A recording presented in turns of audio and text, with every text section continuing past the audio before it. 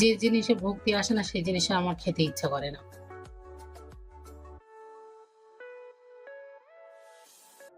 নমস্কার, hi everyone. কেমন আছেন সবাই? আশা করছি সবাই ভালো আছেন, আমিও ভালো আছি। আজ সকাল সকালে বাজার চলে এসেছে, উচ্ছে, লঙ্কা আর ঢেঁড়স নিয়ে এসেছে। তো দেখি কি করি। আর সকালবেলা একটু রোদও উঠেছিল, আবার বৃষ্টি হচ্ছিল। ওই জন্য বাইরে দাঁড়িয়ে দাঁড়িয়ে একটু বৃষ্টি রোদ দুটোই উপভোগ করছিলাম। বেশ ভালো লাগছিল। আর এদিকে রান্নাটাও বসিয়ে দিয়েছি, ভাত হয়ে গেছে আর নিরামিষ তরকারি করছি। ঝিঙে আলু সয়াবিনের তরকারি আর ঢেঁড়স ভাজা, এই করবো আজকে। আজকে একটু গরম কম, ওয়েদারটা তো হালকা বৃষ্টি হালকাই আছে। দেখা যাক, এখন বৃষ্টি হচ্ছে সকাল থেকে, নিম্নচাপটাই। রান্না করে নিই, তারপর আপনাদের সাথে আবার কথা হবে। রান্না বান্না করে খাওয়া দাওয়া করে এই চলে এসেছিলাম জিমে। জিমও হয়ে গেছে, এখন গাড়ির জন্য অপেক্ষা করছি। কোনোদিন তো রাস্তার ভিডিও দেওয়া হয় না, তাই ভাবলাম আস্তে আস্তে আমি ভিডিওটা ভালোভাবে শুট করা শিখছি। আমার একটু লজ্জা লাগে রাস্তায় দাঁড়িয়ে ক্যামেরা করতে, ওই জন্য আর করার ইচ্ছা হয় না। কিন্তু দেখলাম না, যেহেতু আমি সোশ্যাল মিডিয়ায় কাজ করছি, তখন আমার সব দিকে দক্ষতা ভালো হতে হবে। তাই একটু একটু করে এটা শেখার চেষ্টা করছি। তো তারপরে রাত্রে এসে আর ভিডিও করা হয়নি, খুবই কষ্ট হয়ে গেছিল। অনেক রাত্রে বাড়ি চলে এসেছিলাম, গাড়ি পাচ্ছিলাম না ঠিক মতো। আমাদের বাড়ির পাশেই একজন টোটো কাকু, সে বসিরহাটে যায়। তো তাকে ফোন করলাম, সে বললো যে তুমি দাঁড়াও, আমি আসছি। ওই কাকুর টোটো করেই বাড়ি এসেছিলাম। তো 8টা সাড়ে 8টা বেজে গিয়েছিল বাড়ি আসতে। তো বাড়ি এসে রাত্রে রুটি করতে গিয়ে গ্যাস ফুরিয়ে গিয়েছিল, ওই জন্য আর সে ভিডিও করা হয়নি। এটা পরের দিনের সকাল, তাই সকাল সকাল কাজ গুছিয়ে নিচ্ছি। যেহেতু আবার রুটি করতে হবে, মানে আমার মামা শ্বশুরও আছে বাড়িতে, এসেছে উনি কালকে। তো ঘর তো পরিষ্কার করে নিই, নিয়ে আবার রান্না করব। কালকে রাত্রে অনেক রুটি বেলেছিলাম, যেহেতু আমরা 5 জন খাবো আর আমার দুটো পড়শি রয়েছে, খরগোশ খাবে, ওদের জন্য সকালে রুটিটাও রাখতে হবে। তাই একেবারে অনেকটাই আটা মেখেছিলাম, রুটি বেলাও কমপ্লিট হয়ে গিয়েছিল। একটা জাস্ট মানে 4টে রুটি সেকেছে আর গ্যাস ফুরিয়ে গিয়েছে, তাই সেইগুলো আবার ফ্রিজে ধুয়ে দিয়েছিলাম, বেলা জিনিস। তো দেখি সকালে রুটি যদি ঠিকঠাক হয় তাহলে রুটি করব, আর যদি পরোটা করতে হয় তাহলে পরোটা করে নেব। তো ফ্রিজে রাখলে আমার মনে হয় না সেটা রুটি ফুলে। দেখি এখন কি করা যায়, রান্না করে যায়।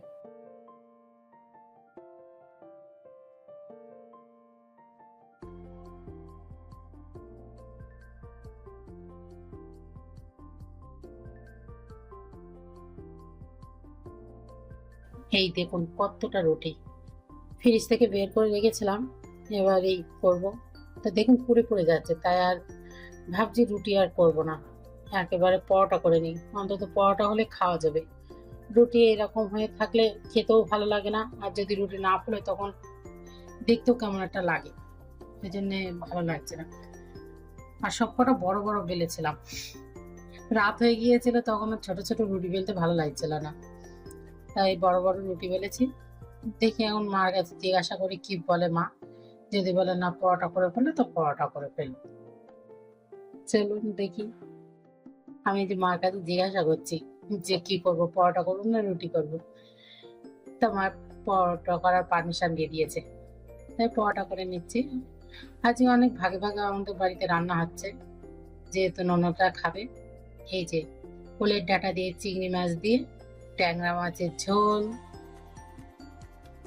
কি সুন্দর হয়েছে। আজকে রান্না সব মাই করেছে, আমি রান্না সব ফুটে বেছে দেখছিলাম। এটা হলো মোচার ঘন্ট, ওটাও চিংড়ি মাছ দিয়ে করা হয়েছিল।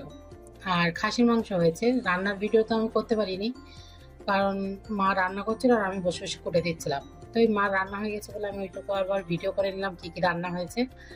আর এইদিকে আমার জন্য হচ্ছে চিকেন, বাড়ির লোকও খাবে, তো এই জন্য চিকেনটা আমি রান্না করছি। আমি ভাবলাম সেই তো সবকিছুরও ভিডিও করা হয়নি, তা চিকেনের রেসিপি ভিডিওটা আপনাদের সাথে শেয়ার করি। আমি এর আগেও তো এই রেসিপি শেয়ার করেছি। নিজের জন্য যখন রান্না করি তখন নিজের মতো করেই রান্না করি, ও ভালো খারাপ হোক আমি তো খাবো, ওই জন্য নিজের মতো করেই করে নিই, তাড়াতাড়িও হয়ে যায় আর জলদি রান্নাটাও শেষ হয়ে যায়। কারণ ভাগে ভাগে রান্না করতে গিয়ে প্রায় 2:30 বেজে গিয়েছে। ওদের ওগুলো রান্না হয়ে গেছে। এবার যেহেতু আমি খাসির মাংস পছন্দ করি না, তাই জন্য আমার জন্য মুরগির মাংস নিয়ে এসেছে। খাসির মাংস আমাদের বাড়ির সবাই খায়, কিন্তু আমার ওই গন্ধটা সহ্য হয় না। এই বাড়িতে এসেও আমি খেয়েছি, খাইনি বলা ভুল, আমি ছোটবেলা থেকে খেতাম। কিন্তু এই বাড়ি এসে মার হাতের রান্না, মানে আমার শাশুড়ি মার হাতের রান্না খুবই সুন্দর। আমি এখন অত দূর যেতে পারিনি, আবার কবে যেতে পারবো তারও কোনো ঠিক নেই। তো ওই শাশুড়ি মা রান্না করে আমাকে দিয়েছিল খেতে। তো ওই দুটো সলিড পিস খেয়েছিলাম, কিন্তু ঠিক সেই ভক্তি আসে না বলে আমি আর ওই জিনিসটা পছন্দ করিনি। যে জিনিসে ভক্তি আসে না সেই জিনিসে আমার খেতে ইচ্ছা করে না। তার থেকে ওই অল্প মুরগির মাংস খাবো, শান্তিতে খাবো। তা আপনাদের সাথে কথা বলতে বলতে এদিকে পেঁয়াজ রসুন সব ভাজা হয়ে গেছে, আর এই আদাটাও দিয়ে দিলাম। নিজের জন্য তো ওই জাইমাই করে মশলা কষিয়ে নিজের মতো করে করে নেবো। সে একভাবে তরকারি করতে করতে মাছ আর পেরে উঠছে না। তো তাড়াতাড়ি রান্নাটা শেষ করে আবার জিমেও যেতে হবে। চলুন তাড়াতাড়ি রান্নাটা করেই নিই, আর ঝালও দিব কড়া করে। এই তেজপাতা দিই ফোড়নে, কিন্তু পরে আর এই তেজপাতা আমার নাড়তে গেলে খুব অসুবিধা হয়, মানে শুধু পড়ে যায়। আমি আমার এই তেজপাতা গুলো আবার প্লেটে তুলে রাখি, যাতে অসুবিধা না হয়। আগে তো আমি মাংস রান্না করতে ঠিক মতো পারতামই না, মানে আমি পেঁয়াজ রসুন আদা এগুলো যে ভালো করে কষাতে হয় জানতামই না। এখানে এসে শ্বশুরবাড়ি এসে টুকটাক করতে করতে এখন মোটামুটি অভ্যস্ত হয়ে গেছি। তবে খাসির মাংসটা এখনো পর্যন্ত ঠিকভাবে রান্না করতে পারি না। তো ওই যোগে জাগে রান্নাটা করে দিতে পারি, কিন্তু ওই ঠিক মতো কষাতে পারি না খাসির মাংসটা, কিংবা সিটি দিয়া কতটা মশলা লাগবে সেটা এখনো পর্যন্ত খাসির মাংস আমি বুঝে উঠতে পারি না। না, মুরগির মাংস এনে দিলে আমি মনের আনন্দে মুরগির মাংসটা রান্না করতে পারি। এটা বেশ ভালো লাগে আমার। যে জিনিসটা খাই সেই জিনিসটা রান্না করতে ভালো লাগে, আর যে জিনিসটা খাই না সেই জিনিসটা রান্না করতে আমার ভালো লাগে না। ভালো লাগে না বলা ভুল, করে দিই কিন্তু ওই সেইভাবে করা হয় না।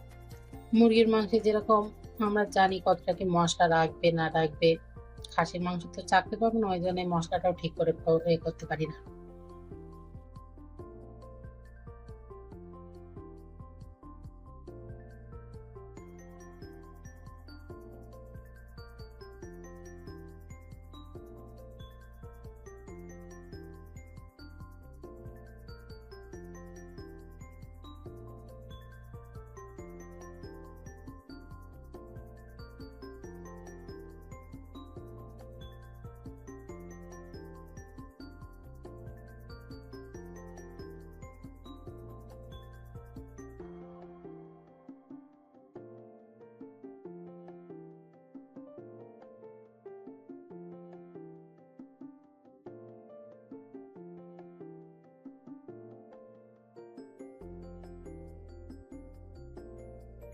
তো আপনাদের সাথে কথা বলতে বলতে আমার এদিকে মাংস রান্নাও কমপ্লিট। মাংসটা দেখুন কত সুন্দর হয়েছে, একদম কষা কষা করেছি। আর গোটা রসুন তো আমার মাংসের ফেভারিট, ওই জন্য ওটা দিতেই হবে। কি সুন্দর কালার এসেছে তাই না? খেতে কিন্তু সুন্দর হয়েছিল। আমি সবে খেতে বসেছি। তো চলুন দেখা হচ্ছে নতুন আরেকটা ভিডিওতে। ততক্ষণ ভালো থাকুন, সুস্থ থাকুন।